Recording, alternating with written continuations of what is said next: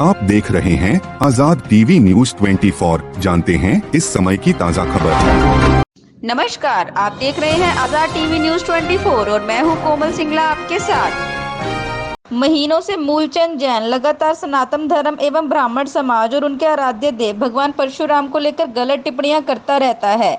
भगवान परशुराम को तो उन्होंने सबसे बड़ा आतंकवादी बता दिया, जिसे लेकर राष्ट्रीय परशुराम सेना ब्रह्मवाहिनी का गुस्सा 7वें आसमान पर है। इसी के चलते राष्ट्रीय अध्यक्ष पंडित विमल तिवारी ने सभी ब्राह्मण समाज के पदाधिकारियों व सनातन धर्म के अनुयायियों से अनुरोध किया है कि सभी एक होकर हमारे देवी देवताओं का अपमान करने वाले मूलचंद जैन को, जो दिल्ली में ओशो ध्यान केंद्र चला रहे हैं, का कड़ा विरोध करें। अन्यथा अभी तो वो केवल सोशल मीडिया पर लिख रहे हैं, लेकिन थोड़े समय में हमारे मुंह पर ही आकर गालियां देने लगेंगे। ऐसे दुष्ट लोगों की नरेला थाने में शिकायत भी करवाई गई है, लेकिन अगर प्रशासन इसमें देरी करेगा तो ब्राह्मण समाज एकजुट होकर इनके ओशो ध्यान केंद्र का घेराव करने के लिए तत्पर है। चलिए आप भी सुनिए आजाद टीवी न्यूज 24 के साथ कि राष्ट्रीय अध्यक्ष पंडित विमल तिवारी ने इस दौरान और क्या कहा।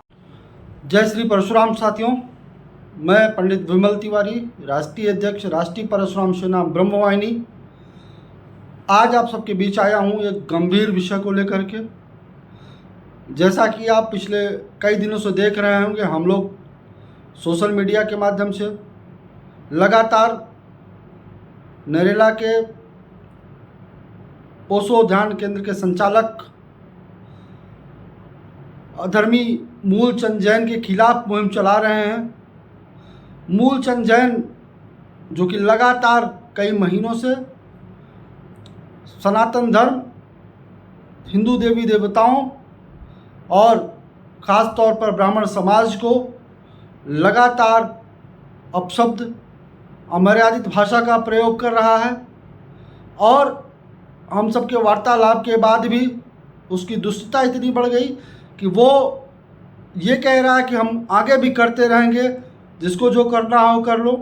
राष्ट्रीय परशुराम सेना की टीम नरेला थाने में एफआईआर के लिए गई थी। वहाँ के एसएचओ ने 1 हफ्ते का समय मांगा था। हम 1 हफ्ते के बाद मूलचंद जैन जो कि लगातार भगवान परशुराम के साथ हिंदू धर्म के देवी देवताओं को आतंकवादी और भगवान परशुराम को सबसे बड़ा आतंकवादी कह रहा है, ब्राह्मणवाद को खतरा बता रहा है, ब्राह्मण समाज को खतरा बता रहा है, ब्राह्मण समाज के बारे में अपशब्द बातें कर रहा है, उसको सबक सिखाने का कार्य करेंगे। उसके लिए हमें किसी भी स्तर पे कानूनी रूप से अगर हमें मदद नहीं मिलती है, हम सड़कों पे आकर के उसके ओशो ध्यान केंद्र में जा कर के उसको उखाड़ फेंकने का काम करेंगे। साथियों, अफसोस इस बात का है कि अभी 10 मई को भगवान परशुराम का जन्मोत्सव मनाया गया और उसके पहले से लेकर के अभी तक जगह जगह बड़े भव्य कार्यक्रम भगवान परशुराम जन्मोत्सव के मनाए जा रहे हैं।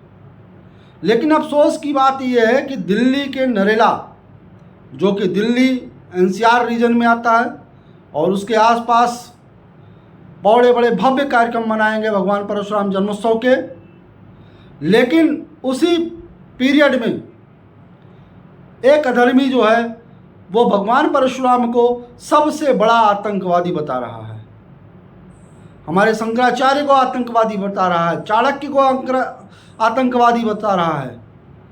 अफसोस की बात है कि ऐसा अधर्मी अभी तक कानून की शिकंजे से दूर है।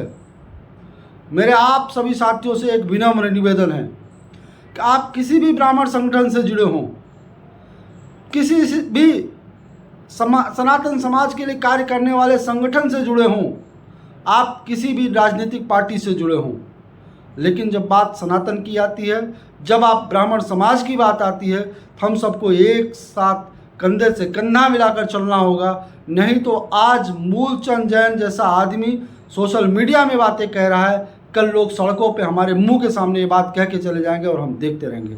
हमें एक होना पड़ेगा, हमें एक होकर के इस व्यक्ति को सबक सिखाना पड़ेगा कि भगवान परशुराम के बारे में, हिंदू देवी देवताओं के बारे में अपशब्द कहने का परिणाम क्या होता है। राष्ट्रीय परशुराम सेना ये निश्चित कर चुकी है कि चाहे हमको कानूनी लड़ाई लड़नी पड़े या हमको खुद आगे आकर के सड़कों पे आंदोलन करना पड़े या उसके आश्रम में जाकर के खुद हमें अपने इसके कर्मों का सज़ा देना पड़े, हम तैयार हैं, हम लड़ेंगे, अंतिम दम तक लड़ेंगे, जब तक जान है तब तक लड़ेंगे और इस अधर्मी को सज़ा दिलाने का कार्य करेंगे। अगर प्रशासन पुलिस के तरफ से नहीं मिलती, खुद भी देने के लिए कार्य तैयार हैं और हम इस लड़ाई को लड़ेंगे। लेकिन आप सबसे एक ही निवेदन है, इस मुहिम में आगे आइए और ये जो लगातार ब्राह्मणों के खिलाफ, सनातन धर्म के खिलाफ जहर उगलने का कार्य कर रहा है, इस तरह से बहुत ढेर सारे लोग जहर उगलने का कार्य कर रहे हैं, उनको सबक सिखाने की ज़रूरत है, उनको सही दिशा में लाने की ज़रूरत है। उनको ये पता होना चाहिए कि ब्राह्मण समाज जाग चुका है, सनातन प्रेमी जाग चुके हैं। अगर इनके इस बारे में अपशब्द कहोगे तो उसका अंजाम बुरा होगा। जय श्री परशुराम, जय ब्राह्मण एकता। ऐसे और अधिक दृश्य देखने के लिए बने रहिए हमारे साथ आज़ाद टीवी न्यूज़ 24 पर।